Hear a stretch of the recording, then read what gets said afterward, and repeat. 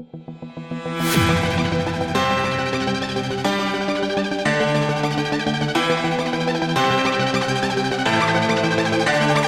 Third article elasticity का, that is stress. क्या? मैं पहले आपको बता दूं, स्ट्रेस यानी प्रेशर होता है। स्ट्रेस यानी और प्रेशर का फॉर्मूला क्या है? Force upon area. Force upon. तो यहां इलास्टिसिटी में स्ट्रेस जो है इसका मतलब क्या है, तो ये अभी हम पॉइंट टू पॉइंट देखेंगे विथ फिगर। तो सबसे पहले जो मैंने आपको इसके पहले लेक्चर्स में, वीडियोस में बताया है कि एक बॉडी है, इलास्टिक बॉडी। ये देखिए, ये इलास्टिक बॉडी, इसके ऊपर बाहर से हमने क्या लगाया? फोर्स, डिफॉर्मिंग फोर्स या एक्सटर्नल फोर्स। तो ये इलास्टिक बॉडी,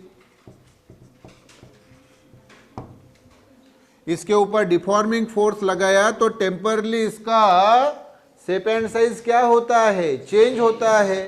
तो अभी इसका जो पहला जो शेप था वो चेंज होके अभी नया शेप क्या बन गया? ये वाला है ना। लेकिन इसके अंदर क्या रहता है? रेस्टोरिंग फोर्स रहता है। क्या रहता है? रेस्टोरिंग फोर्स रहता है। ये जो डिफॉर्मिंग फोर्स है इसको हमने हटा लिया कि ये रेस्टोरिंग फोर्स इस बॉडी को वापस उसके ओरिजिनल शेप एंड साइज में लेके आता है ना। मतलब जितना डिफॉर्मिंग फोर्स लगाया उतना ही क्या लगता है? अपोजिट डायरेक्शन में रेस्टोरिंग फोर्स, है ना। अरे इसीलिए तो बॉडी वापस अपने ओरिजिनल शेप एंड साइज में आ जाती है। क्लियर क्या? हाँ, तो अभी जो हमें स्ट्रेस बताना है, इस स्ट्रेस के डेफिनेशन में ये रेस्टोरिंग फोर्स बहुत इंपॉर्टेंट है। साथ में ये जो इलास्टिक बॉडी है इसका देखो, ये सरफेस एरिया देख रहे हो क्या? सरफेस एरिया, सादी भाषा में एरिया। क्लियर क्या?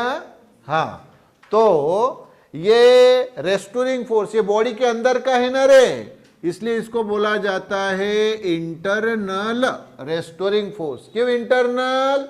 क्योंकि वो बॉडी के अंदर का है, बॉडी के अंदर का है, इसलिए इंटरनल रेस्टोरिंग फोर्स। रेस्टोरिंग क्यों? क्योंकि वो बॉडी को क्या करता है? रिस्टोर करता है। रिस्टोर करना है ना, वापस बॉडी को उसके शेप एंड साइज में लेके आना। हाँ, तो इसलिए इंटरनल रेस्टोरिंग फोर्स और उतना ही होता है जितना ये डिफॉर्मिंग फोर्स होता है। तो आर्टिकल तीसरा है stress, it's SI unit, CGS unit and dimensions. उसके एसआई यूनिट, एसआई यानी सिस्टम इंटरनेशनल या international standard system, CGS system centimetre gram second system, और उसके डायमेंशंस हमें देखने हैं। और साथ में हम इस स्ट्रेस के क्या देखेंगे? टाइप्स देखेंगे। तो सबसे पहले आपको बता दूं कि स्ट्रेस जो होता है, स्ट्रेस ये इंटरनल रेस्टोरिंग फोर्स, देखा क्या? इंटरनल रेस्टोरिंग फोर्स अपॉन इसी बॉडी का क्या? एरिया। तो ये रेशो होता है स्ट्रेस। तो स्ट्रेस की डेफिनेशन अभी मैंने वहां एक लिखी है, लेकिन आप एक की जगह दो दो डेफिनेशन बता सकते हैं। कितने डेफिनेशंस बता सकते हैं? दो। तो पहले मुझे बताओ, फार्मूला बताओ, स्ट्रेस यानी क्या होता है? ये internal restoring force upon area उस बॉडी का। क्लियर? तो इस डेफिनेशन को, एक डेफिनेशन यहां पहले हम देख लेते हैं और फिर मैं दूसरी डेफिनेशन आपको बताता हूं। तो इस फॉर्मूले के आधार पे ये जो फॉर्मूला है क्या? Stress equal to internal restoring force upon area. Upon को ही फिजिक्स की भाषा में क्या बोला जाता है? पर यूनिट। क्या बोला जाता है? तो फिर मुझे बताओ स्ट्रेस की डेफिनेशन क्या होगी? स्ट्रेस की डेफिनेशन क्या होगी ये बताओ। तो स्ट्रेस यानी ये फॉर्मूले के ऊपर से बताओ। तो स्ट्रेस यानी द इंटरनल रेस्टोरिंग फोर्स, दिखा, the internal restoring force upon यानी पर यूनिट क्या? एरिया उस बॉडी का, इज कॉल्ड एज स्ट्रेस। तो सिंपल डेफिनेशन क्या हुई बताओ फिर, the internal restoring force, the internal restoring force upon यानी पर यूनिट एरिया उस बॉडी का is called as stress. Formula क्या बताया, stress equal to internal restoring force upon area. Internal restoring force हम एफ से डिनोट करेंगे क्योंकि अभी मैंने आपको बताया जितना ये बाहर से लगाया गया डिफॉर्मिंग फोर्स होता है उतना ही इंटरनल रेस्टोरिंग फोर्स वो बॉडी तैयार करती है ताकि बॉडी को वापस वो अपने ओरिजिनल शेप एंड साइज में लेके आ सके। तो इंटरनल रेस्टोरिंग फोर्स भी एफ ही रहेगा अपॉन वो बॉडी का एरिया कितना, ए। अच्छा अब इसका एसआई यूनिट बताओ, फोर्स का क्या है यूनिट, न्यूटन, और एरिया का क्या है, तो क्या हो गया उसका एसआई यूनिट, न्यूटन पर मीटर स्क्वायर। अब सीजीएस यूनिट बताओ, फोर्स का सीजीएस यूनिट क्या है, डाइन, और एरिया का सेंटीमीटर स्क्वायर। तो क्या हो गया बताओ फिर, सीजीएस यूनिट डाइन पर सेंटीमीटर स्क्वायर। अब उसका डायमेंशन देखो, एसआई यूनिट तो हमने बता दिया, सीजीएस यूनिट भी बताया, अभी क्या बताने हैं उसके डायमेंशंस बताने हैं। तो डायमेंशंस बताने के लिए मैं यहां ये साइड वर्क में आपको बताता हूं। बताओ फिर स्ट्रेस का फॉर्मूला क्या है, तो ये फोर्स अपॉन एरिया है ना, बोलो फोर्स अपॉन एरिया, सादे इसमें F बाय ए। लेकिन फोर्स क्या होता है रे, मास इंटू एक्सेलरेशन। तो देखो मास इंटू एक्सेलरेशन अपॉन रे ये एरिया। तो चलो यूनिट बताओ बरा, मास का केजी, एक्सेलरेशन का मीटर पर सेकंड स्क्वायर, और एरिया का मीटर स्क्वायर। कुछ अगर कैंसिल हो रहा होगा तो कैंसिल कर दो, 1 मीटर और यहाँ का 1 मीटर कैंसिल, तो क्या बचा, केजी अपॉन सेकंड स्क्वायर, और यहाँ 1 मीटर बचा।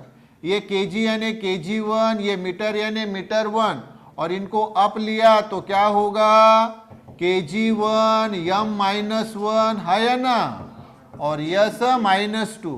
तो डायमेंशन स्क्वायर ब्रैकेट में L M T, length mass time, length यानी मीटर, माइनस 1 मास यानी केजी 1, टाइम यानी सेकंड माइनस 2 है ना। तो क्या आ गया डायमेंशन स्ट्रेस का बताओ, स्ट्रेस का डायमेंशन क्या आया, ये आया यल माइनस 1 यम 1 टी माइनस 2। क्लियर। अब ये जो स्ट्रेस है ये 3 टाइप्स की होती है। कितने टाइप्स की होती है, 3 टाइप्स की। तो it is of 3 types. Stress कितने टाइप्स की होती है, 3 टाइप्स की। उसकी हमने एक ट्री डायग्राम ड्रॉ की कि भाई ये स्ट्रेस, इसकी कितनी टाइप्स रे, 3 टाइप्स। कितने टाइप्स, और कौन सी 3 टाइप होती है, बरोबर ध्यान दो। एक होती है लॉन्जिट्यूडनल स्ट्रेस। कौन सी स्ट्रेस, लॉन्जिट्यूडनल स्ट्रेस, जो लेंथ से संबंधित होती है। किससे संबंधित होती है, तो इसमें हमें एक वायर लेनी होती है। क्या लेनी होती है, वायर। अगले वीडियो में जब हम देखेंगे तो ये लॉन्जिट्यूडनल स्ट्रेस, ये दूसरी अभी बता रहा हूँ वॉल्यूम स्ट्रेस, और ये शियरिंग स्ट्रेस, इसके डिटेल में हम फॉर्मूले देखेंगे। तो फिलहाल तो मुझे ये 3 टाइप की स्ट्रेस बताओ। तो कौन सी है, पहली वाली लॉन्जिट्यूडनल स्ट्रेस, उसी को बोला जाता है टेंसाइल स्ट्रेस। क्या बोला जाता है, टेंसाइल स्ट्रेस। अगर उस वायर की लेंथ क्या की, इंक्रीज की, तो अगर डिक्रीज की तो उसको बोला जाता है कॉम्प्रेसिव स्ट्रेस। तो ख्याल में रखो, लॉन्जिट्यूडनल स्ट्रेस को ही दूसरे नाम कौन से है, टेंसाइल स्ट्रेस या कॉम्प्रेसिव स्ट्रेस। दूसरा होता है वॉल्यूम स्ट्रेस। क्या, वॉल्यूम स्ट्रेस को ही दूसरा नाम है बल्क स्ट्रेस। क्या, या हाइड्रोलिक स्ट्रेस। क्या, तो बोलो वॉल्यूम स्ट्रेस के नाम, बल्क स्ट्रेस या हाइड्रोलिक स्ट्रेस। और तीसरी है शियरिंग स्ट्रेस। क्या, इसी को बोला जाता है टेंजेंशियल स्ट्रेस। क्या बोला जाता है, टेंजेंशियल स्ट्रेस। तो हमने स्ट्रेस की डेफिनेशन देखी, उसका फॉर्मूला देखा, एसआई यूनिट देखा, सीजीएस यूनिट देखा, डायमेंशंस देखे और स्ट्रेस के ये 3 टाइप्स देखी, longitudinal stress, volume stress, shearing stress. मैंने आपको बोला था कि एक दूसरी भी डेफिनेशन मैं आपको बताता हूँ स्ट्रेस की। अभी हमने जो डेफिनेशन देखी वो कौन से रूप में देखी रे? पर यूनिट के रूप में। अभी मैं रेशो के रूप में भी आपको डेफिनेशन बताता हूँ। तो देखो रेशो, अब आप मुझे बताओ स्ट्रेस इक्वल टू ये क्या है? Internal restoring force upon area ना। मतलब ये रेशो है रे, क्या है ये? रेशो है किसका? Internal restoring force upon area का। तो देखो इसको हम रेशो के रूप में कैसे लिखेंगे? तो उसके पहले एक छोटी सी मैं आपको आइडिया बताता हूं। हाँ, मुझे बताइए आप ए अपॉन बी को आप फिजिक्स की भाषा में 2 रूप में बताओ। तो ए अपॉन बी, तो पहला रूप तो मुझे आपने पहला फॉर्म तो बता दिया पर यूनिट का, ए अपॉन बी, अपॉन यानी पर यूनिट। तो ये क्या हो गया? ए पर यूनिट बी। क्लियर? क्या अपॉन को पर यूनिट बोला जाता है। और दूसरा जो फॉर्म है वो रेशो का है। तो ये देखो रेशो ऑफ ए, तो अपॉन को 2 बोला जाता है। अगर रेशो बोला तो अपॉन को क्या बोला जाता है? 2। ये बी, तो बराबर ये दूसरा क्या है? Ratio of A to B. तो ये अभी देखो फिर ये भी तो रेशो है ना। इसको न्यूमरेटर को ए समझ लो, डिनोमिनेटर को बी समझ लो। तो बताओ बरा रेशो के रूप में, इस रूप में डेफिनेशन बताओ बरा स्ट्रेस की। तो मैं यहां लिख लेता हूं ये स्ट्रेस की डेफिनेशन दूसरी रे। कौन से रूप में? इस रेशो के रूप में। तो क्या आएगा बताओ? रेशो ऑफ ए यानी रे इंटरनल रेस्टोरिंग फोर्स। क्या? Internal restoring force. हाँ, 2 रेशो है तो अपॉन को क्या बोलते हैं? 2। हाँ, ये बी यानी क्या रे? एरिया उस बॉडी का, restoring force to area. Clear? ये इज इक्वल टू कोई बोला जाता है इज कॉल्ड एज। ये देख रहे हो ना, इज इक्वल टू दिखा ना, इज इक्वल टू को बोला जाता है इज कॉल्ड एज। और ये क्या है? Already stress. तो इज कॉल्ड एज स्ट्रेस। पढ़ो बार फिर आप definition. Ratio of internal restoring force upon any to area is called as stress. फिर से बोलो, ratio of internal restoring force to area उस बॉडी का, area of the body is called as stress. तो ये दूसरी डेफिनेशन। क्लियर?